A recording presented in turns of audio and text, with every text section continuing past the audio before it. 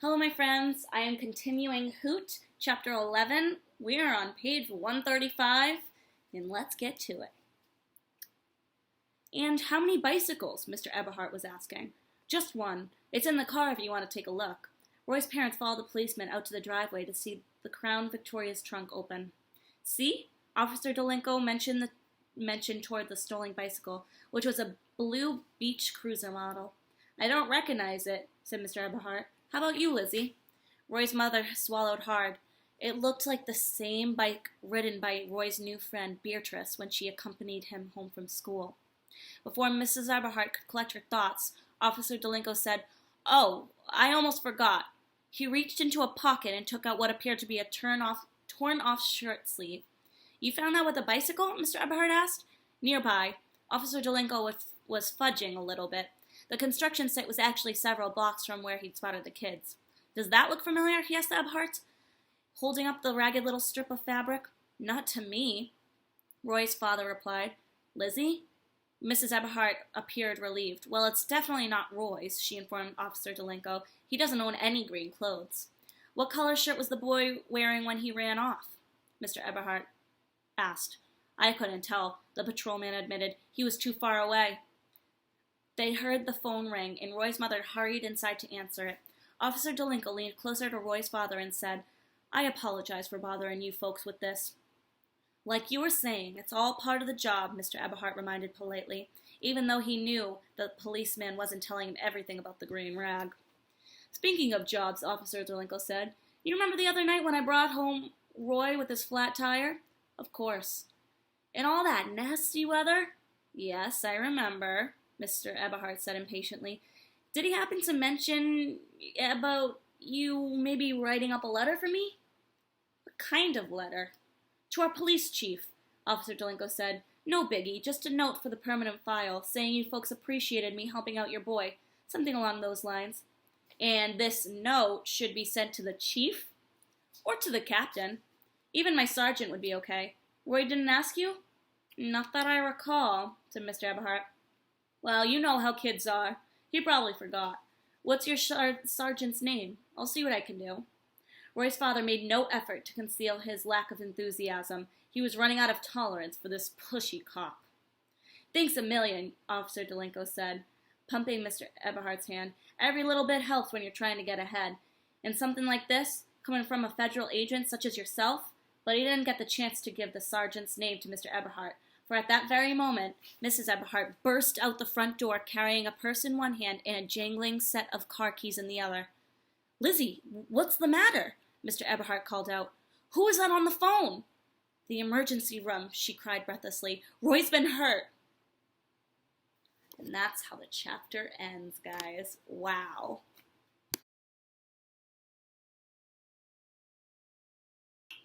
All right, that was an intense chapter. We are going to move on to chapter 12. Roy was exhausted. It seemed like 100 years ago that Dana Matherson had tried to strangle him inside the janitor's closet. But it had happened only that afternoon. "Thanks, now we're even," Beatrice Leap said. "Maybe."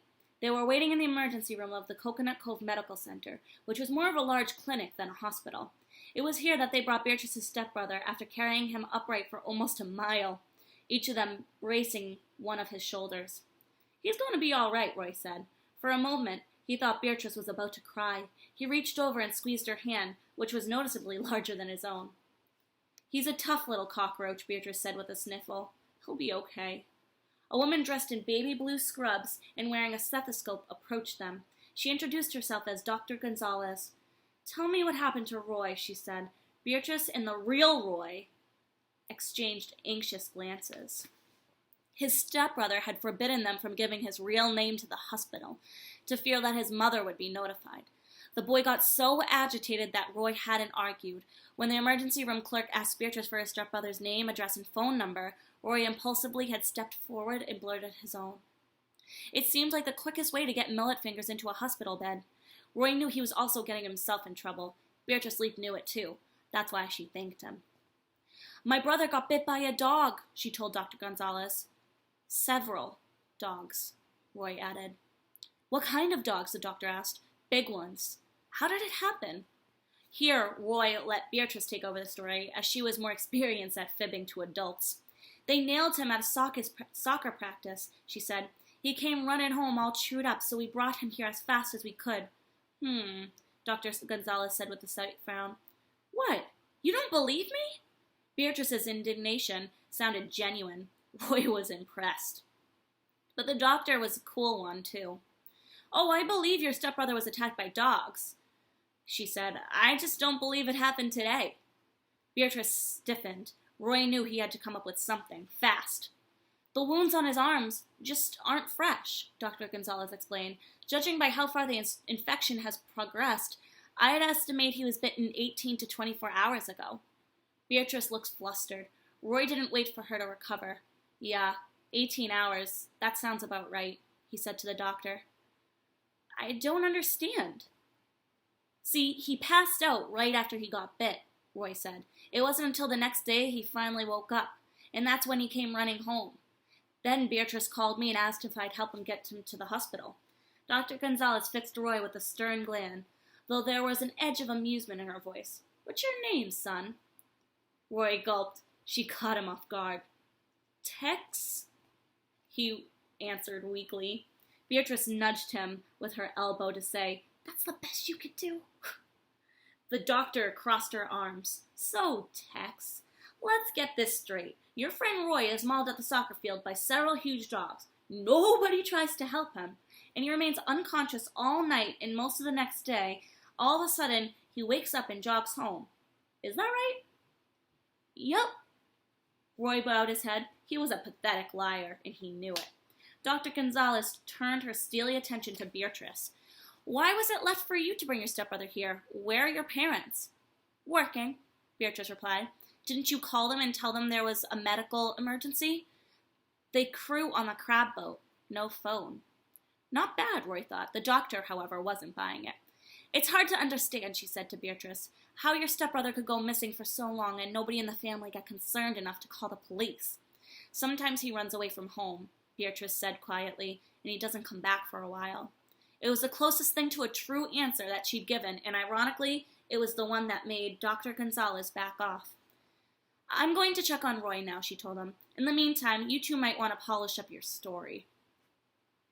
How's he doing anyway? Beatrice asked. Better. He got a tetanus shot, and now we're loading him with antibiotics and pain medication. It's strong stuff, so he's pretty sleepy. Can we see him? Not right now. As soon as the doctor had gone, Roy and Beatrice hurried outside, where it was safer to talk. Roy sat down on the steps of the emergency room. Beatrice remained standing. This isn't going to work, cowgirl. Once they figure out he's not you... It's a problem, Roy agreed, the understatement of the year. And if Lana hears about this, you know he'll end up in juvie detention, Beatrice said gloomy, until she finds a new military school, probably someplace far off like Guam where he can't even run away. Roy didn't understand how a mother could kick her own child out of her life, but he knew such tragic things occurred. He'd heard of fathers who acted the same way. It was depressing to think about. We'll come up with something, he promised Beatrice. You know what, Tex? You're okay. She pinched his cheek and went bounding down the stairs. Hey, where are you going? He called after her. Fix dinner for my dad. I do it every night. You're kidding, right?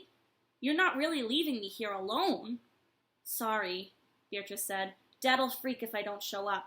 He can't make toast without burning off his fingertips. Couldn't Lana cook his dinner this one time? Nope. She tends bar at the Elks Lodge.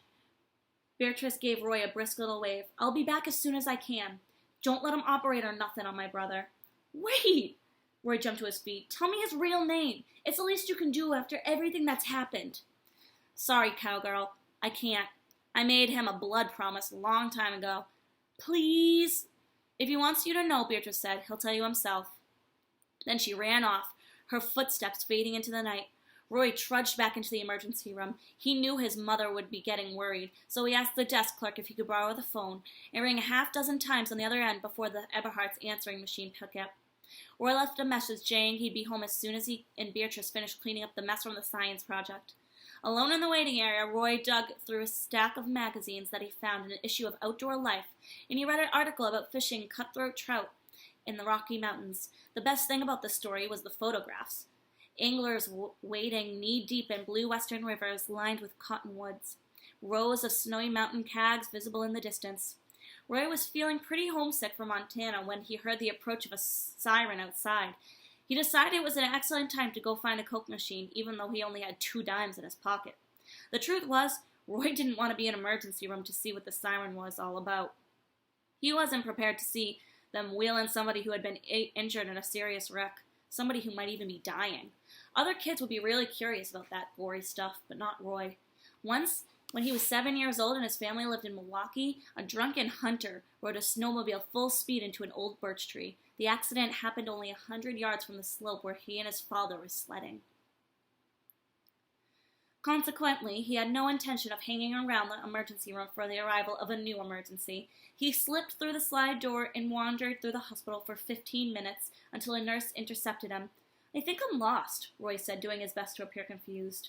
"You most definitely are." The nurse steered him down through a back corridor to the emergency room, where Roy was relieved to find no chaos or carnage. The place was as quiet as he left it. Puzzled, Roy went to the window and checked outside. There was no ambulance in the delivery zone, only a Coconut Cove police cruiser. Maybe it was nothing, he thought. He returned to his magazine. Soon afterwards, he heard voices from behind the double doors that led to an area where Mullet Fingers was being treated. A loud discussion was taking place in the patient ward, and Roy strained to make out what was saying. One voice in particular rose above the rest, and Roy was distressed to recognize it. He sat there in nervous misery, trying to decide what to do next. Then he heard another familiar voice, and he knew there was only one choice. He walked towards the double doors, pushed them right open, and said, "Hey, Mom, Dad!" he shouted. "I'm right here!" Ooh. I think we should stop there. We've got a little bit until we are done with chapter 12. We are on page 146. I will release another YouTube video of me finishing the chapter this week, so stay tuned, guys. I hope you are enjoying it as much as I am.